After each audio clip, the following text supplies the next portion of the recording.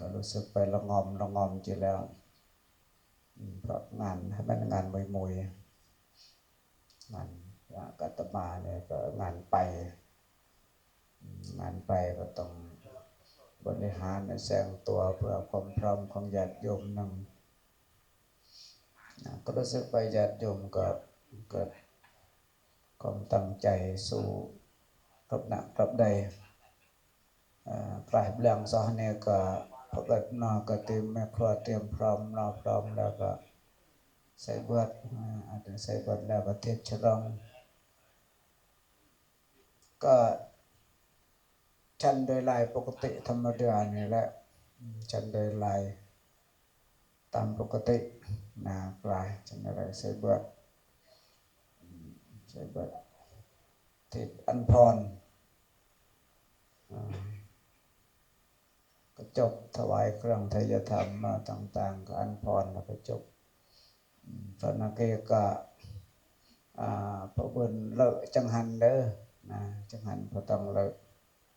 ยกจีตอนเป็นเลยลงไปโดยลายปกติธรรมดาหรือมันก็นอกแต่งานไม่ให้เบิกงานก็จริงแต่กับย่อนอาหารนอกก็มืองานนังดอนะก็แม่ครัวนังดอนี่เป็นโมทนานังญาติโยมสมใจทั้งโสกุลบุญใจกำลังทั้งครัวก็แสดงไปหลวงตาอันโอกาสสำใจเป็นรวมบุญปริวาสหนึ่งบุญรวมบุญปริวาสก็คือบุญจวครัวนั่งเหนามักก็บุญว่าครัวปริวาสผู้จวครัวปริวาสก็มาบุญว่าครัวอุทิศส่วนกุศลนั้นหลวงตาหนึ่งนี่คือถือไปนั่งไปด้วยความตั้งใจก็ไปปืนนะคือความเจตนาเนาะอันอยากอันเกิดหนึ่งอยากอันเกิดบุญกว่าบุญปืนในขณะที่เวลา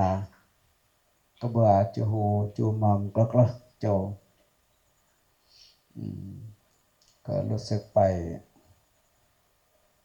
สำสายเทียดเบือดจังหายโจแล้วก็คงนั่งเกิดความพออกพอใจพอควรในเรื่องของการจัดพิธีมาต่าง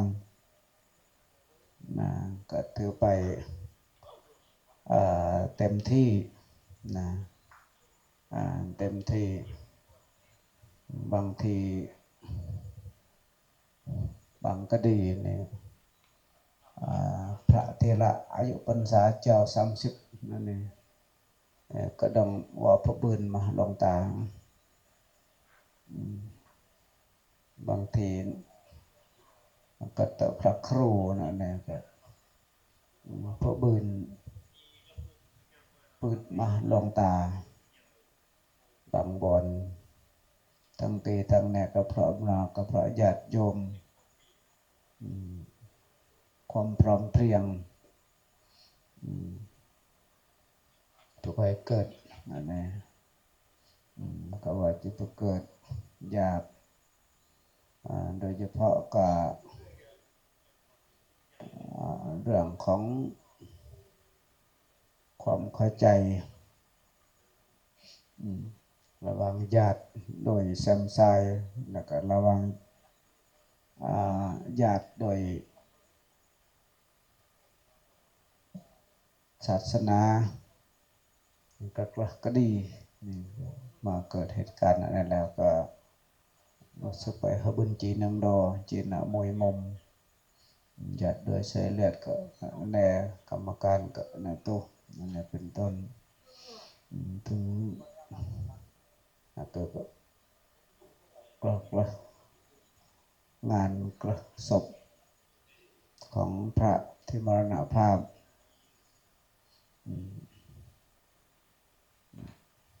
บางทีก็พระครูเจ้าวาดอันนี้พอจะมรณภาพแล้วก็นั่งตั้งศพแค่ไปปอนตะบือเนี่ยก็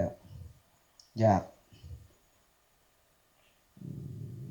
เพราะเราเพราะความเข้าใจความคิดขัดค้านดอมาความคิดขัดค้านดอแล้วไอ้จียากจีกรอ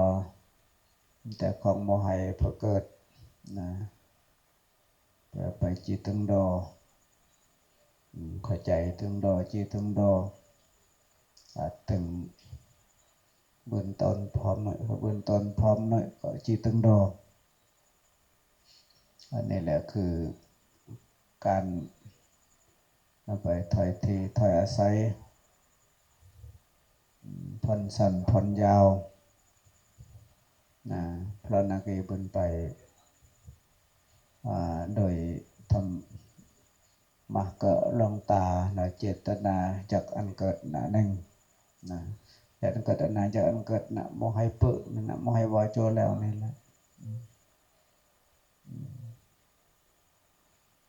นะก็เพราะไปเราเพราะไป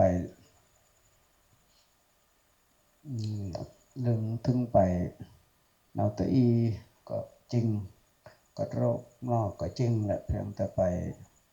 ก็ขึ้นไปเราคงนั่งพวกเปาจีใส่ขมุงานปริวัตินะก็โดยสถานการณ์แต่ตอนยองเกก็ถือไปนะแข็งแรงพอกว่าจีบุญดุลกันแหละนะแข็งแรงก็ดังที่ไปเจอแล้วแหละก็มาอาการอิสุดแสงโจยองปริวัติเนี่ยแค่ไปทางไงนะ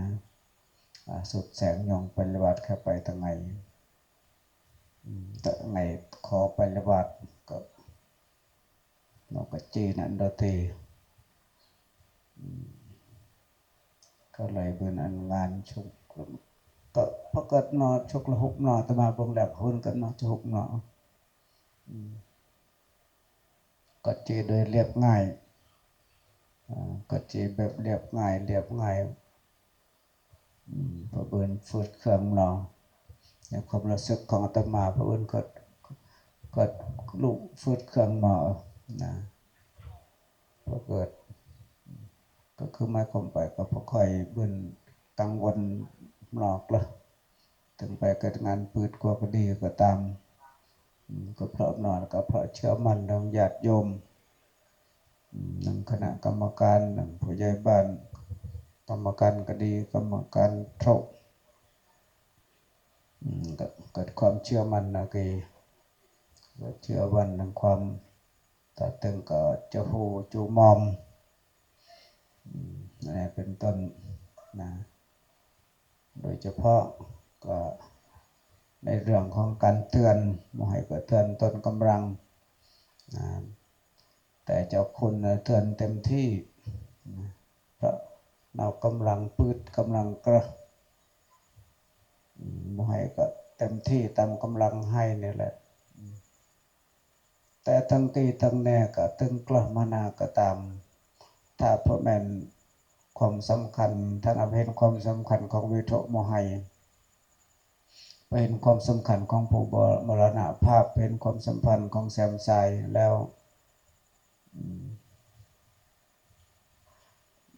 เราก็คงนั่งพระปราเสียสละ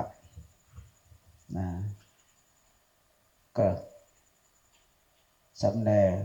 นะก็เพราะมันหนอมวยก็จริงกว่าไปเนาะกำลังเกลือแค่นั้นคือกำลังทรัพย์แต่สิ่งสำคัญที่นวบุญคือกำลังใจที่นวบุญจากวิโตโมหัย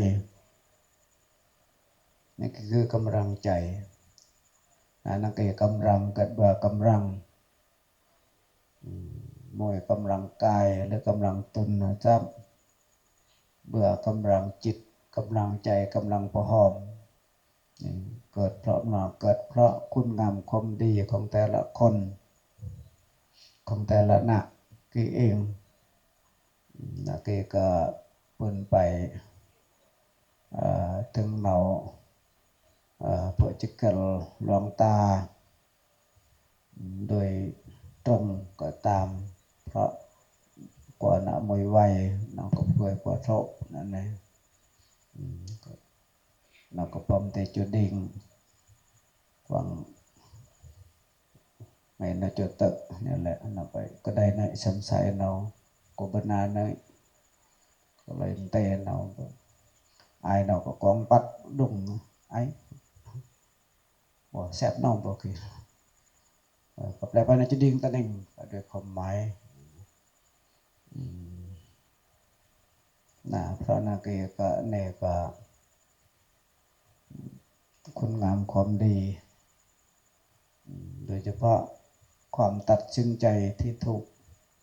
ของหลวงตาที่บนบวชแล้วก็บนกว่าต่อเวลาแค่เบื่อกระหม่อบนสั่งคุณสั่งประโยชน์ถึงเพื่อกละอันกดีอันวัดแต่กละด้วยบุญจะสืบทอดอายุพุทธศาสนาสืบทอดอายุพุทธศาสนาเนี่ยเพราะอายุพุทธศาสนาเนี่ยเป็นกว่ากระหม่อเนี่ยที่เกิดโจก็เพราะโมให้กวยไม่จะบุตรนะมวยภาษานะเบอร์ภาษามุดนะมวยดื่นนะเบอร์ดื่นบุตรตอนดอกเกิดจะหูจะมอมกว่าตอนดอกหนึ่งแหละคืออายุพระพุทธศาสนาผู้ใดก็บุตรตันเท่าผู้มวยก็บุตรตันคะแนนตันจูบุตรบิบุตรกละก็ตามบุตรแล้วบุญรักษาระเบียบรักษาวินัยที่แหละต่ออายุพุทธศาสนาบุตรและรักษาระเบียบรักษาวินัยไปตั้งไงซองตั้งไงตะเปิดตั้งไงมวยเดินบ่เดินก็ตามตลอดอายุก็ตามมวยพรรษาเบื่อพรรษาณหลวงตาเนี่ยก็ตามก็ทุกไปอันอายุพุทธศาสนาเบื่อพรรษาก็ตอนรอจีเรื่อยๆนะแดงสืบทอดอายุพุทธศาสนาจนเดอสืบทอดอายุพุทธศาสนาส่วนโยมแหละพระบุญผู้เฮินบูตรนะก็อันกำลังเนี่ยโยมโจนะเนี่ยอันกำลังจอยสนับสนุน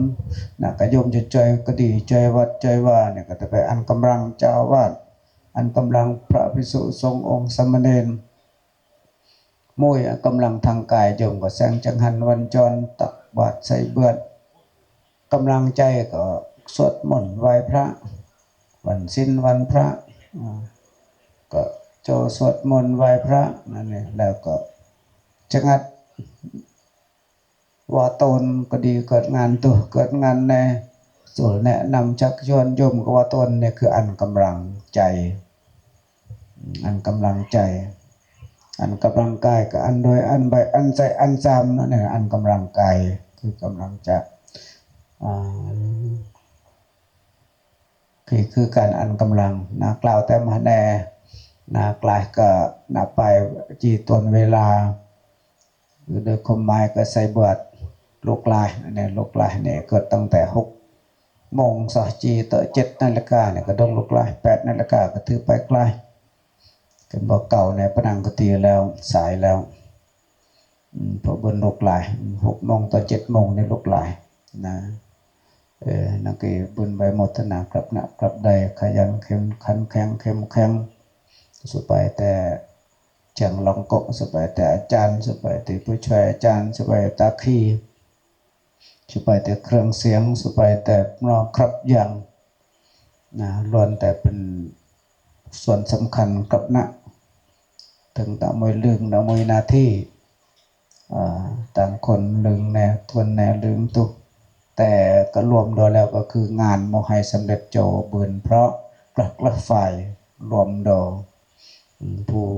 จังลองโกะก็ว่าลองไปเรื่องลองโกะก็จะไปลองโกะไปเรื่องกี่ก็จะบืนไปเรื่องแนวก็บืนลืมแผนกครัวแผนกใส่แผนกพักมีก็บืนต่างคนต่างเกิดหน้าที่นั่นแหละก็แปลไปรวมโดยประพฤติปฏิบัติธรรมแล้วสรุปแสงก็คือการอันกำลังแก่ศาสนาอันกำลังแก่วัดแก่ว่าอันกำลังแก่จูฮูจูมอมก็อนุโมทนาดอกแต่เพียงพนัยยอง